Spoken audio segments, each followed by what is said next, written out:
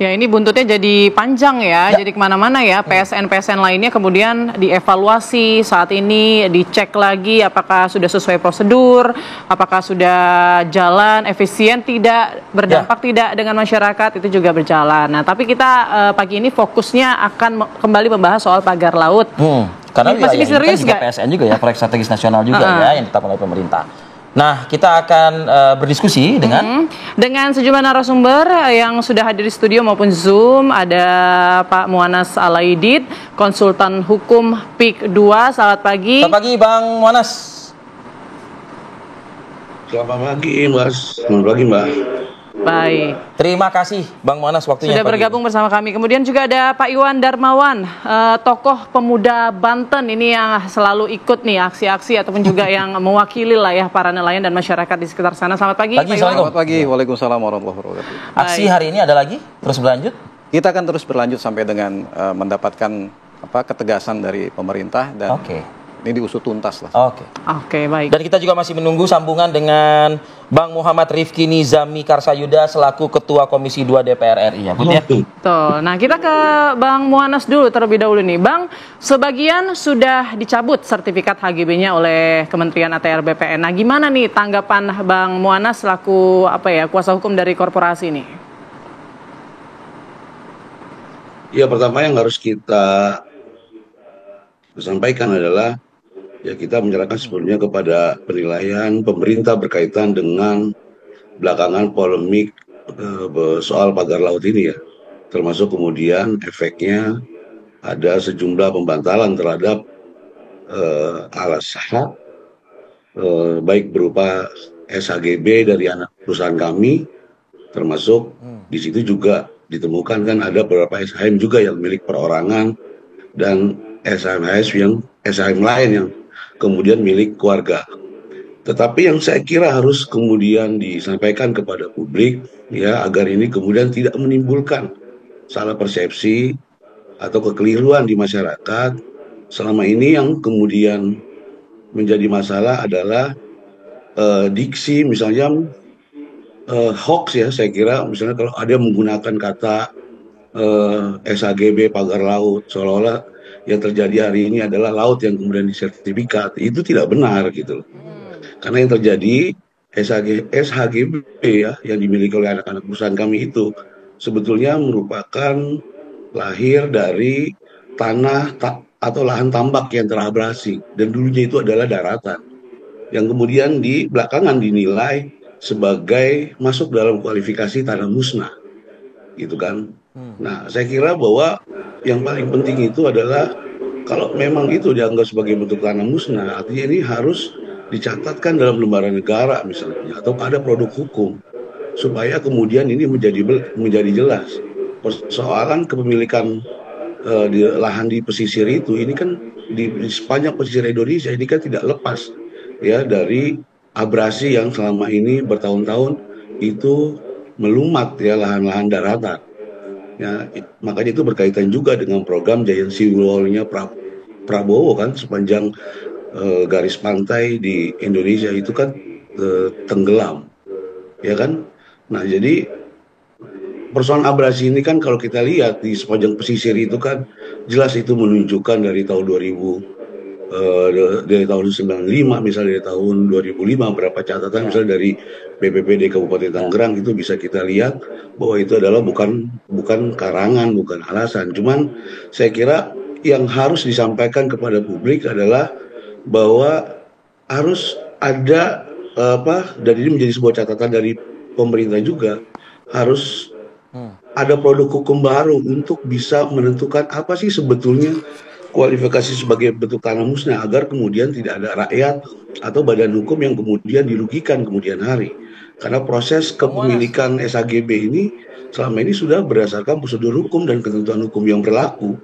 Gitu kan, ada giriknya tahun 1982 yang seperti terjadi di Kohot kan, yang selama ini kita beli kan 1982, kemudian diterbitkan SHM tahun 2023, kemudian ada dialihkan SHGB-nya selama itu tidak pernah dikatakan sebagai masuk dalam bentuk kualifikasi tanah musnah gitu kan.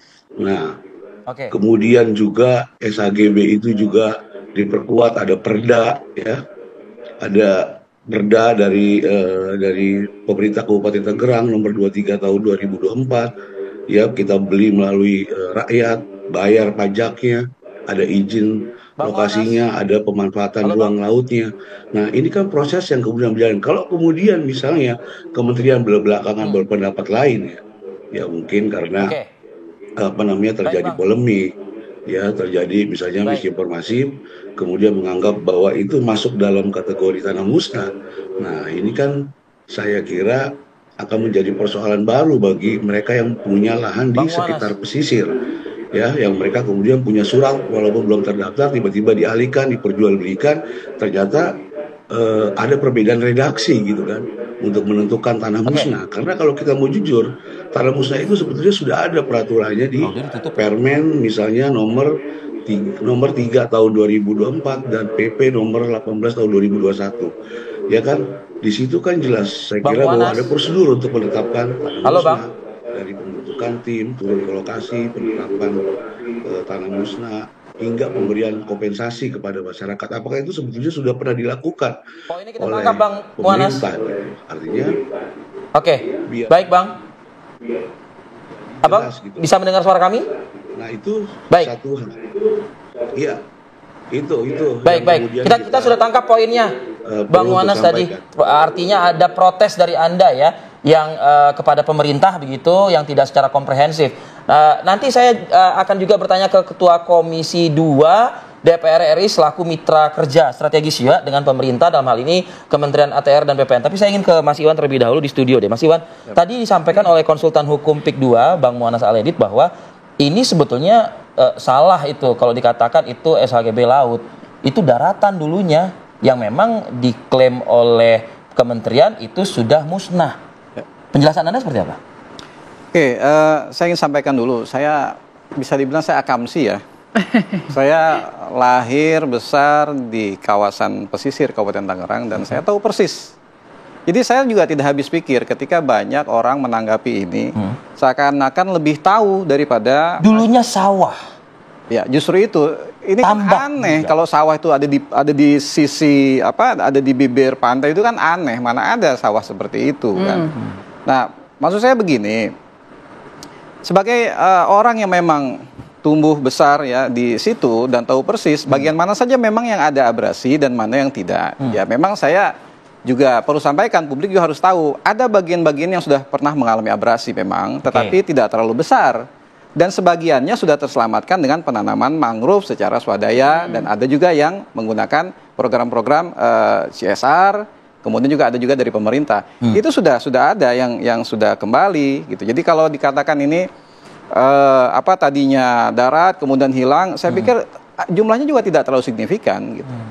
Banyakkah persentasenya misalnya? Ya ada lah, mungkin di bawah 10% lah. Oke, tapi termasuk di bagian pagar laut seluas sepanjang 30,16 ini, apakah masuk dalam bagian situ? Yang saat ini sudah sangat jauh dari situ. Artinya yang pagar ini memang betul-betul laut dia, bukan lagi bibir pantai kan. Gitu. Jadi kan sekarang ya, mungkin dahulunya begitu Bang Iwan. Iya, itu dari dulu pun abrasinya tidak terlalu besar sebenarnya, tidak terlalu besar. Jadi itu kan sangat jauh sekali sampai ke laut gitu.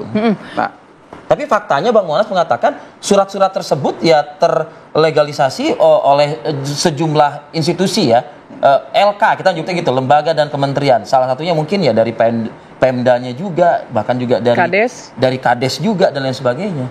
Ya memang kan dari pihak AGS sendiri melalui Bung Muanas juga mengatakan bahwa itu kan awalnya SHM dari masyarakat, lalu dibeli. Dibelinya dari masyarakat? Dari masyarakat dibeli dari masyarakat. Kalau kita nih orang Banten sederhana sih sebetulnya. Kalau kita mau beli tanah misalkan 100 meter, dilihat kan tanahnya.